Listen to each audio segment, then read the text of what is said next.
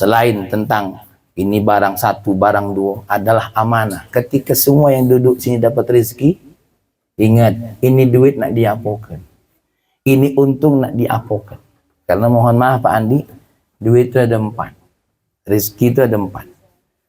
Hasilnya haram, belanjanya haram. Ya, hasil boleh judi, dipakai untuk berzina. Contoh, hasilnya haram, belanjanya haram. Yang kedua, hasilnya halal, belanjanya haram. Dagang capek-capek dari pagi sampai sore, wong lebur kita dak lebur, wong tidur kita melek, wong tutup kita terdangau. Ini lain lagi cerita ya. Dagang, ya Allah, hasilnya bagus-bagus, dipakai untuk dosa, berjudi, mabok, sawer. Ada juga. Hati-hati, ini hasilnya halal, belanjanya haram. Ada yang ketiga.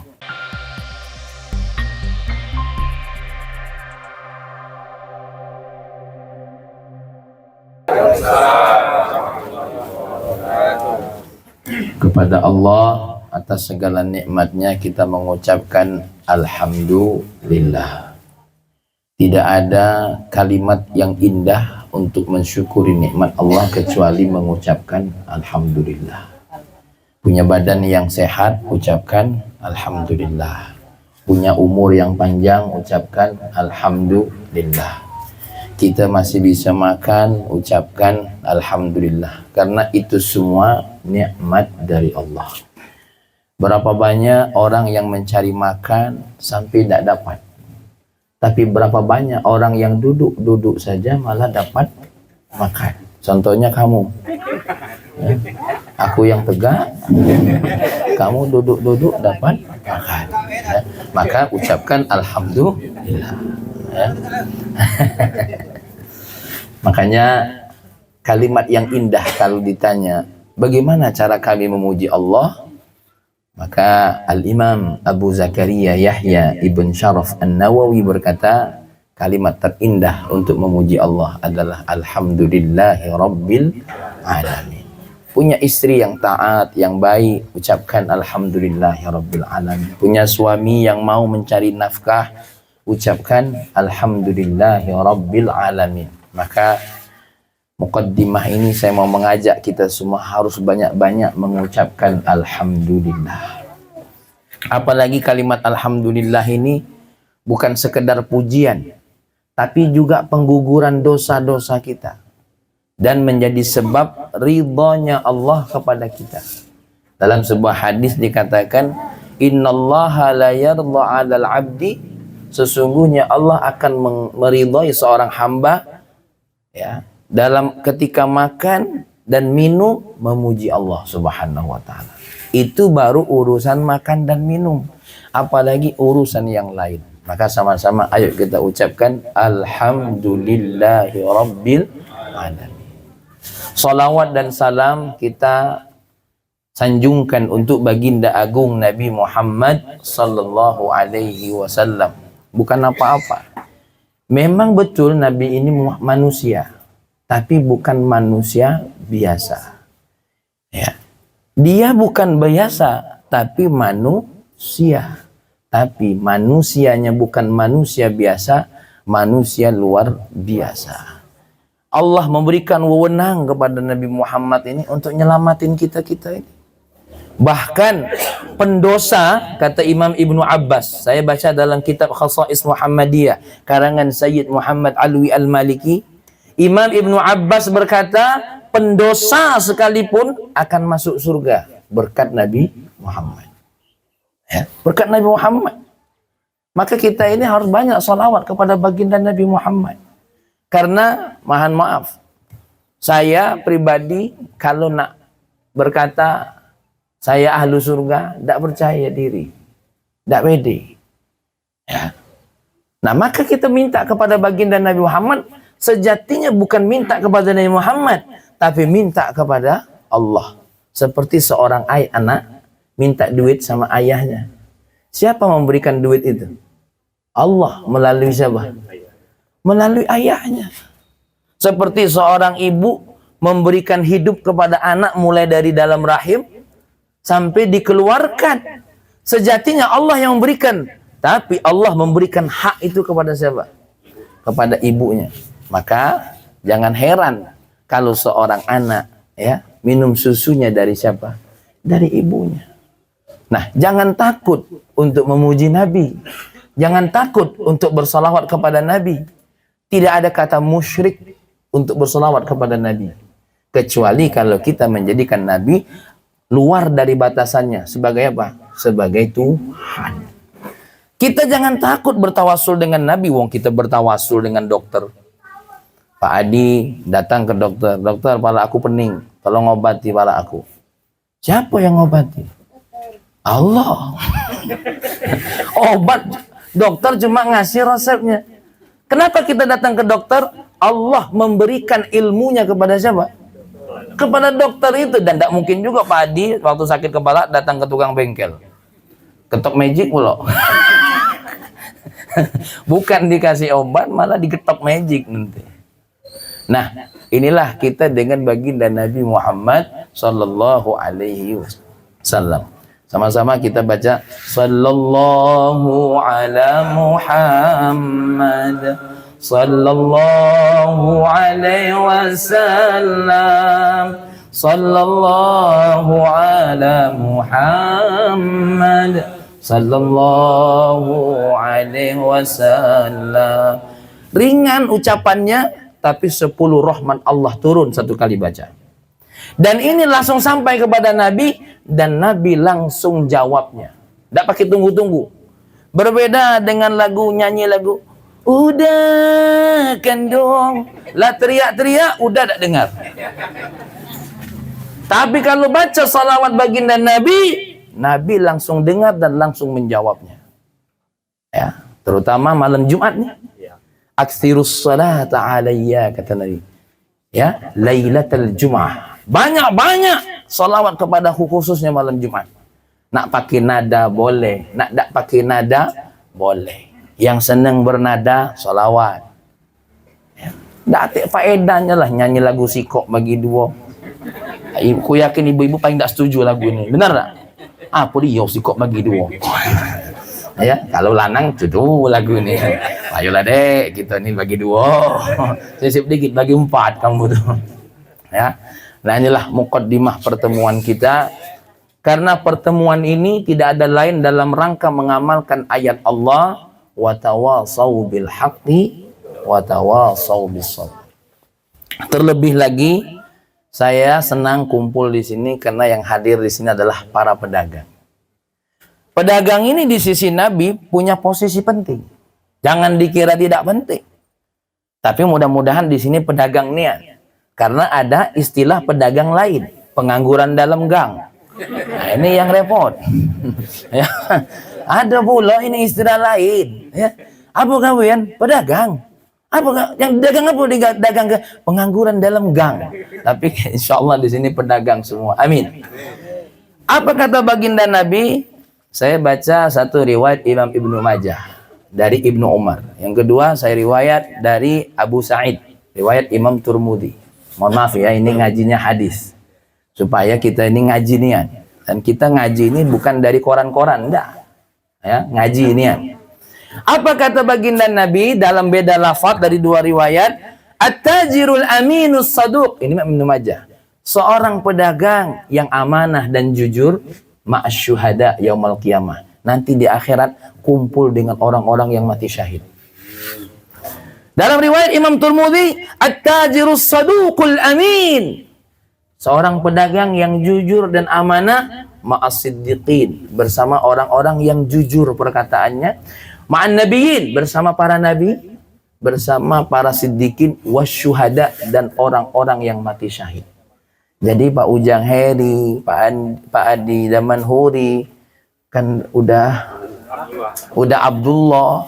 Ini karena dagangnya itu bisa duduk bersampingan dengan para nabi. Mulai besok para istri kasih semangat kepada suaminya.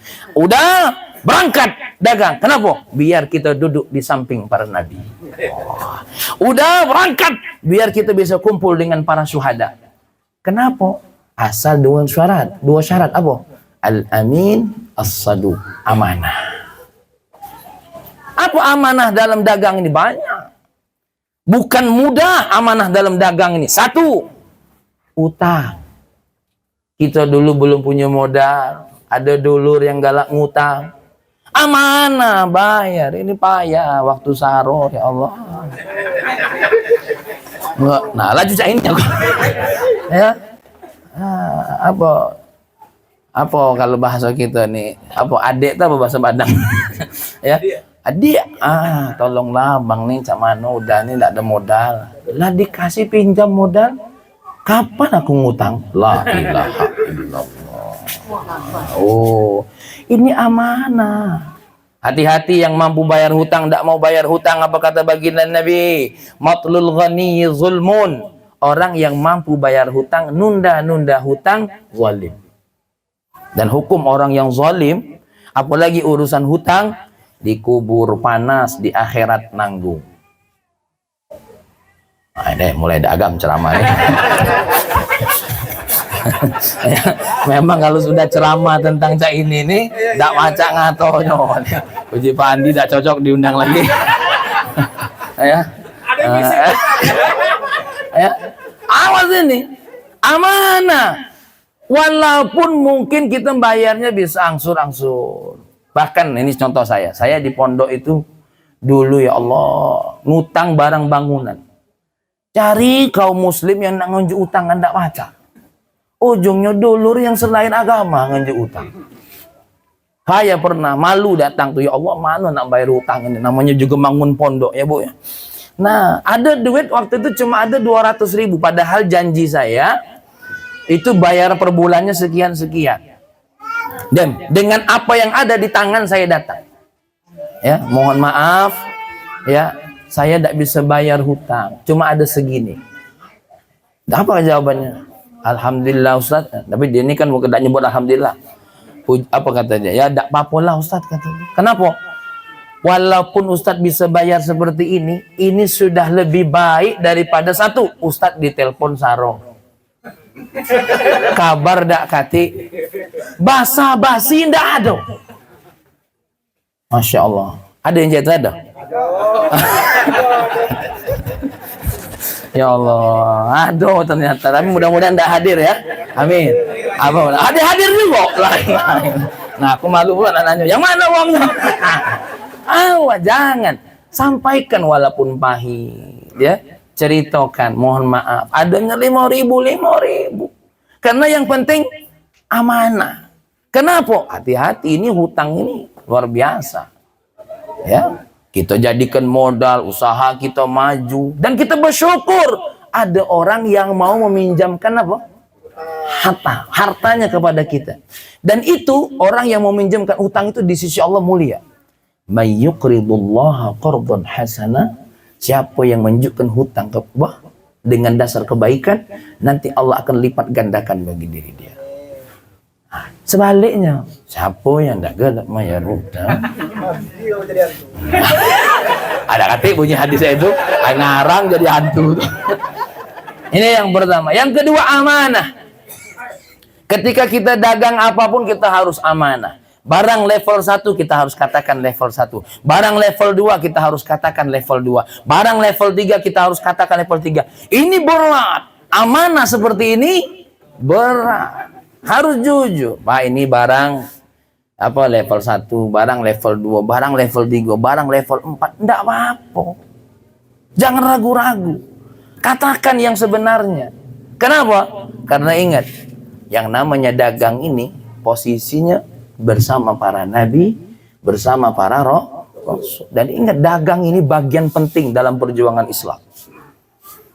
Dulu para pendakwah Islam, mereka tidak menghutangan. Tapi apa? Bawa dagangan. Karena dalam perdagangan itu, kalau kita ada amanah, yang timbul permusuhan. Ini cerita para wali-wali dulu ketika dagang. Ya, ketika dagang. Kenapa diamanahin? Ini level 1, ini level 2, ini level 3. Kepuasan. Karena zaman dulu perdagangan sebelum Islam datang semuanya penuh dengan kezaliman, penipuan, pembohongan. Nah, dengan dakwah, sebagai contoh lah, ya, sebagai contoh. Dulu ini cerita yang saya dengar dari ayahanda Kiai Haji Saiful Hadi Ma'afi BA. Beliau cerita tentang bagaimana wali-waliullah dulu berdagang. Ketika ada orang beli telur, bahkan disedekahi minyak sama tetesan garam. Ya. Apa kata yang beli? Untuk apa? Kamu butuh telur, tentu butuh minyak, tapi bukan dinjuk sebotol, bukan. Dinjuk secukupnya untuk apa? Untuk goreng dan garam ini. Ya. Akhirnya apa? Lu ini jadi senjata promosi. Apa senjata promosinya?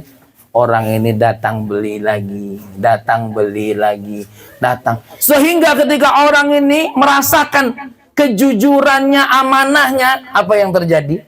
Nanya orang ini, kenapa kamu berdagang sampai seperti ini?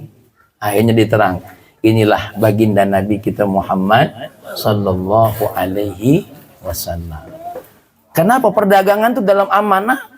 Menjaga persatuan, menjaga apa? Kasih sayang, ikatan saudara antara si pembeli dengan si pelanggan. Bapak Ibu, saya ini pedagang juga. Bedanya kami ngurus santri. Apa yang didagangkan? Jasa pendidikan, jasa pembinaan. Oh, itu bukan main, jagonya tuh bukan main itu. Tidak mudah. Makanya besar pahala orang dagang itu. Besar sampai posisinya nanti di akhirat duduk dengan para nabi. Amanah yang berikutnya, yang ketiga, ya. Selain tentang ini barang satu, barang dua adalah amanah. Ketika semua yang duduk sini dapat rezeki, ingat, ini duit nak diapokan. Ini untung nak diapokan.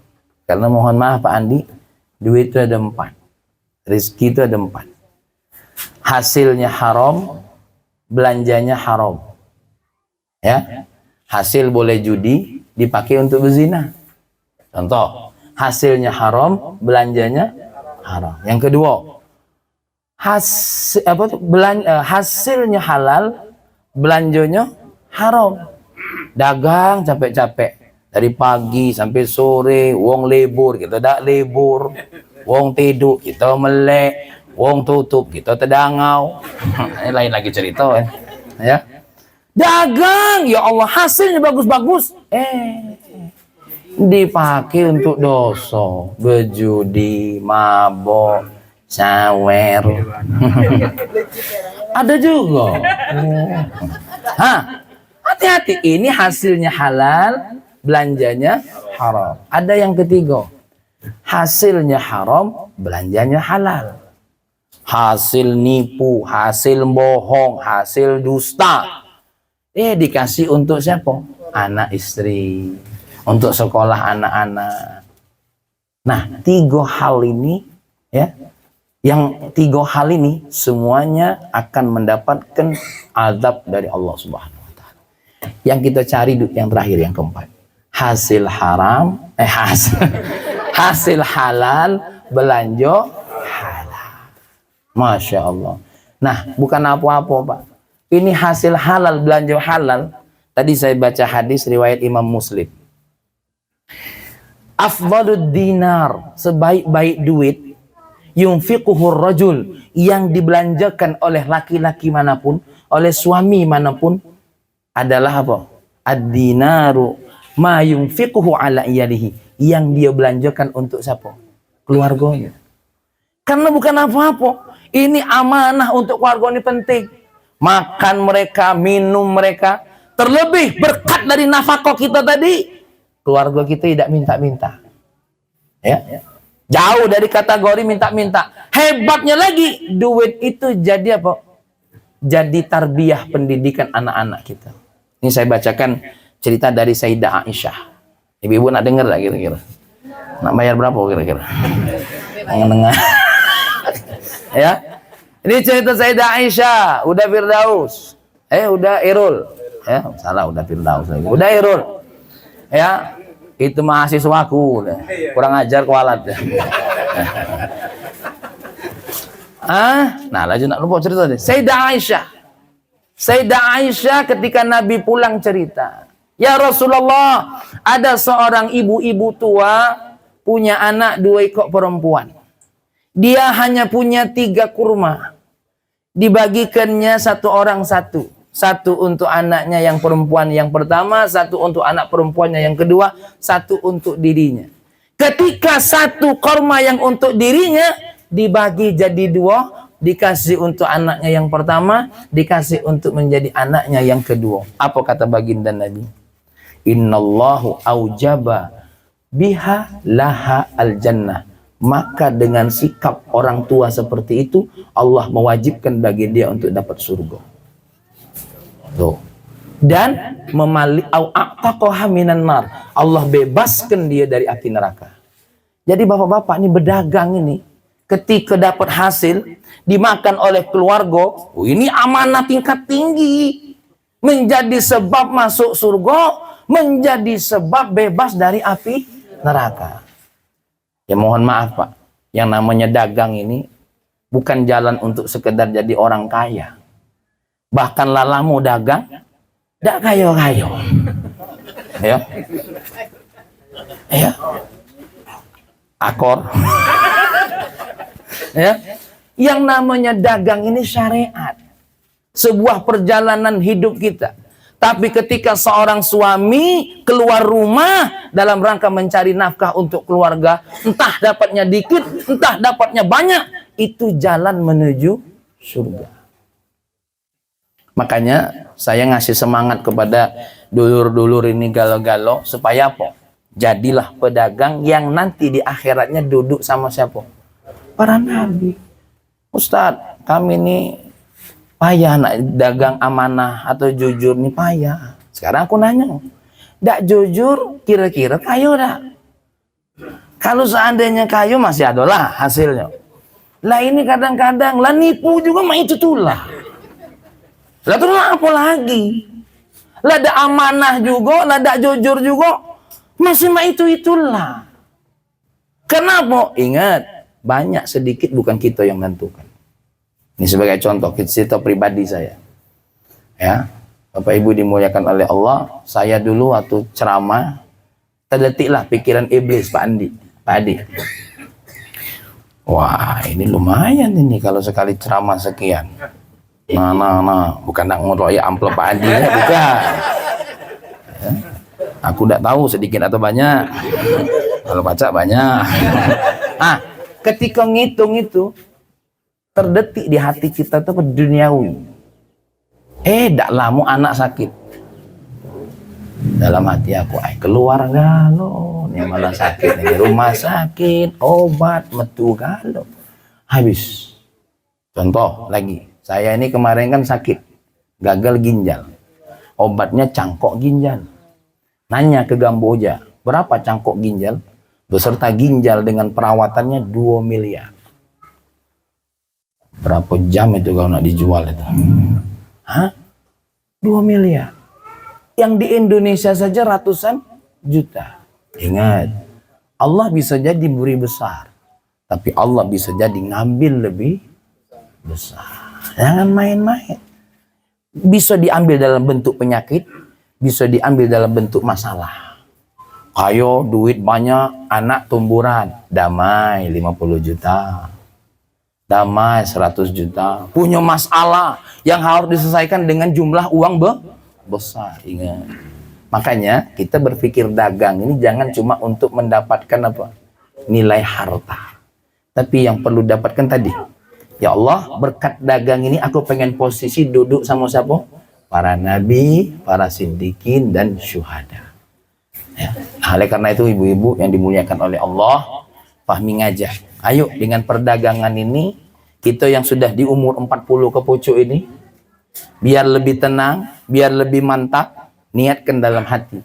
Berdagang besok tujuannya supaya mendapat posisi yang mulia. Kursi bersamping bersama Nabi, kursi duduk bersamping dengan para siddiqin dan syuhada.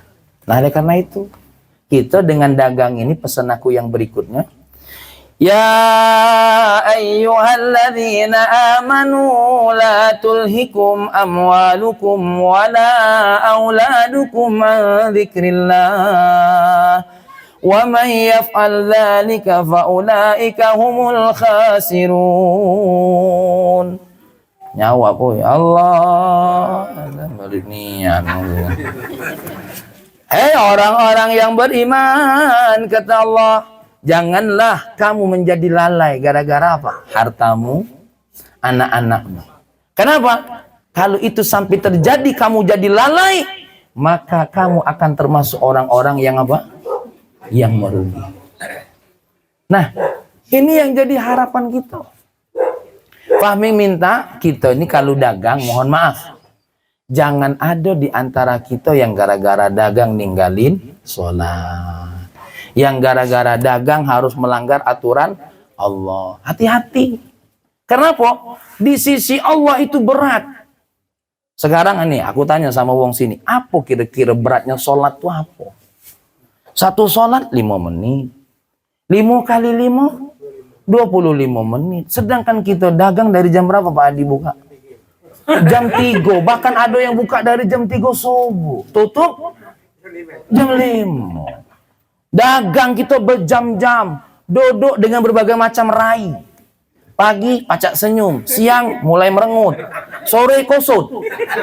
Kalau pagi aku yakin tuh pelanggan tuh, selamat pagi Ibu, nyari apa? Itu masih pagi, itu kalau mulai siang, nyari apa Bu? Betul, siang. Bu, apa? Dari pagi, tapi subhanallah, Allah minta sholat ini cuma 5 waktu, 5 menit kali 5, 25 menit. Nggak kado, nggak sanggup, wong kapi-kapi. Itu 5 menit tuh Pak, sholat tuh lah padek nian itu Pak. Allahu Akbar, itu takbirnya wong yang 5 menit. Allahu Akbar kabira, walhamdulillah, atau Allahumma, ya Allahumma ba'id baini wa baina, ya tergantung apa yang kamu hafal. Hah? Alhamdulillah Rabbil Alamin Ar-Rahmanir Rahim. Itu yang 5 menit. Habis doa sholat, zikir, doa. Itu 5 menit itu. Kalau ada sholat sampai 3 jam lah batal sholat itu. Apalagi sholat subuh 3 jam, lewat waktu. Ya. Sholat 5 menit. Apa susahnya? Itulah pade. Apalagi sholat kita kadang-kadang tidak nyampe 5 menit. Allahumma sat. Rakaat kedua, Fatihah yang tadi lah ya Allah. Rukuk tidak jauh beda ya Allah. Ya, doa juga singkatnya. Ya Allah, Engkau tahu apa yang ku mau. Alhamdulillah rabbil alamin. Ada. Kau tahu apa yang ku mau. Ya, doa caidak baik namanya. Nah, tidak ada bapak-bapak, ya. Kita cuma 5 menit sholat tidak sanggup. Ya, padahal toko kita nanti kalau kita tinggal semua. Yang berikutnya, kalau memang kita orang yang kategori wajib zakat, bayarkan. Jangan tidak. Kalau memang kita kategori yang tidak wajib zakat, adalah sedekah walaupun kecil-kecil. Walaupun tidak banyak. Ya, walaupun tidak banyak. Kenapa? Senyum orang-orang fakir yang di sekitar kita itu akan menggerakkan arasnya Allah untuk menimpalkan rahmatnya buat kita. Bapak, kalau saya boleh nambahkan ceramah saya dikit. Sampai jam berapa? Nilai jam 9 ini. Boleh ya? Jika kamu boleh selamu, kalau tidak pundang lagi. Ya. Kalau kata Imam Sya'rawi, seorang ulama Mesir, barokah itu ada 2. Ada barokah ijabiyah, ada barokah salbiyah. Apa barokah ijabiyah? Penghasilan 20 juta seandainya. Ya. Keperluan kurang. Entah cak mano, ada baik jalan lain untuk menutupi. Itu namanya penghasilan ijabiyah. Barokah ijabiyah. Ada yang disebut barokah salbiyah. Duit ini kalau untuk kuliah dicari-cari ke cak mano tidak bisa ini. Anak nih, nak kuliah, nak sekolah, nak apa tidak bisa. Tapi alhamdulillah anak kita kuliah dengan beasiswa. Alhamdulillah anak aku sekolah tinggi-tinggi tidak ngeluarin duit. Ada baik yang bantu. Alhamdulillah sampai umur 60 aku tidak pernah masuk rumah sakit. Itu namanya salbiyah. Apa salbiyah itu? Sesuatu yang mestinya mengeluarkan duit tidak diberikan oleh Allah, ditarik oleh Allah. Nah, kita cari 2 barokah ini. Dengan caman barokahnya? Ya contoh, dengan taat sama perintah Allah. Maka kita jangan sampai lalai lah. Dari semua aktivitas kita dagang, nak sesibuk-sibuknya, tunggulah pelanggan tuh kalau Allah tak kirim, tak datang. Terjogok lah, mana lah pelanggan. Mampir bu, mampir bu, mampir bu, tidak. Bahkan lah ditarik-tarik. Ayo, tengoklah tuh. Ya, tidak. Tapi ada baik kadang-kadang, ya. Saya pernah ke Batam. Ya, ke Batam. Masuk satu toko. Mana bu tokonya?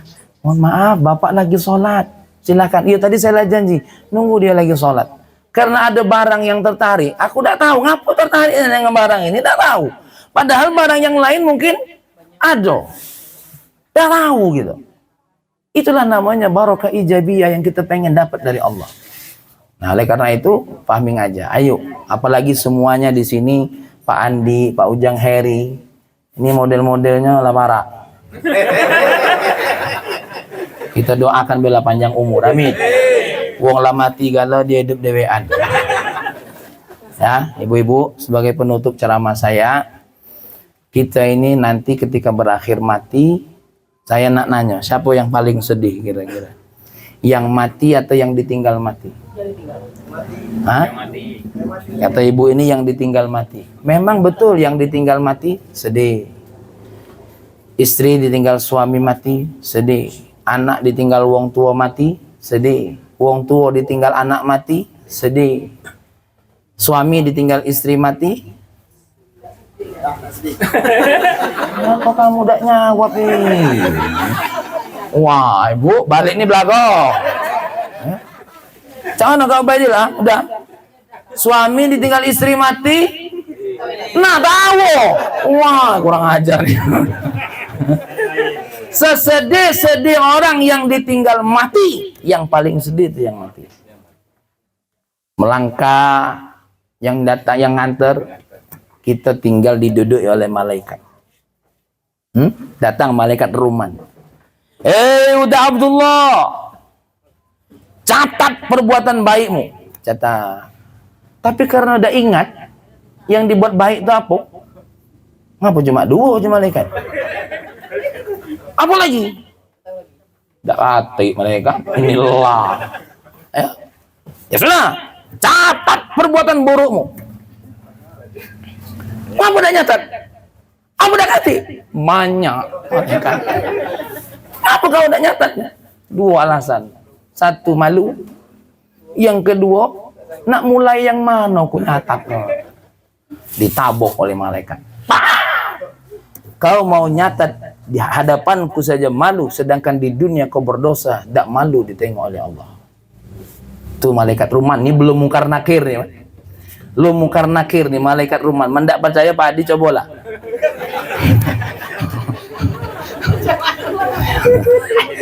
Ya, ini tercatat dalam kitab Daqaiqul Akhbar, tercatat dalam kitab Syarhus Sudur an Ahwalil Mauta wal Qubur. Walaupun malaikat Ruman ini sebagian ulama mengatakan ada khilaf baina ulama, ada nian atau tidak. Tapi sebagian ulama mengatakan malaikat Ruman ini ada sebelum mungkar dan nakir datang. Ini saya sebutkan ilmunya biar kita tidak kaget. Ada khilaf baina ulama. Kita ini harus jujur, kalau ada khilaf baina ulama, ada. Jangan kadang-kadang ngambil satu pendapat dihajar, bid'ah, selesai. Nah, ini tidak beres ini. Ada pula yang saya itu. Jangan. Ya, udah khairul demlah, berhentilah. Ya, kita ini kalau ada khilaf, sebut ada khilaf bainal ulama. Tentu dalilnya juga banyak. Kalau nak ngaji khilaf, kaget, duduk bareng-bareng sama kita. Karena ngaji ini tidak bisa, Pak, sebulan 2 bulan. Aku mondok nih dari kecil. Belajar sampai ke Yaman, tidak cukup di Yaman, ke Jakarta. Ngaji kitab itu tidak selesai-selesai. Nah, kita ini kadang-kadang mohon maaf, baru hijrah 2 minggu, lacak jadi panitia surga. Ya. Sedangkan aku nila ngaji dari kecil, nak ngaku ahlu surga beda berani. Dan mohon maaf, yang baca nyalain wong tuh kutanyoi, berapa nih yang hadis yang dihafal tuh berapa? Kok sampai bisa ngecap? Dah ada hadisnya, dah ada hadisnya. Yeah. Cakio nih. Nah, ngapa lo cucak ini gaya aku? Ya. Dah, gila jumlah gua ya. Ya, artinya walaupun beda pendapat kita ini tidak jadi masalah. Lakukan pendapatmu, silahkan. Wong lain juga punya dalilnya, sama-sama berjalan. Semuanya gala-galanya nak kepengen jadi umat Nabi Muhammad sallallahu alaihi wasallam. Ya, tahu-tahu lah kamu. Nah, laju lupa, aku nak ceramah di mana tadi?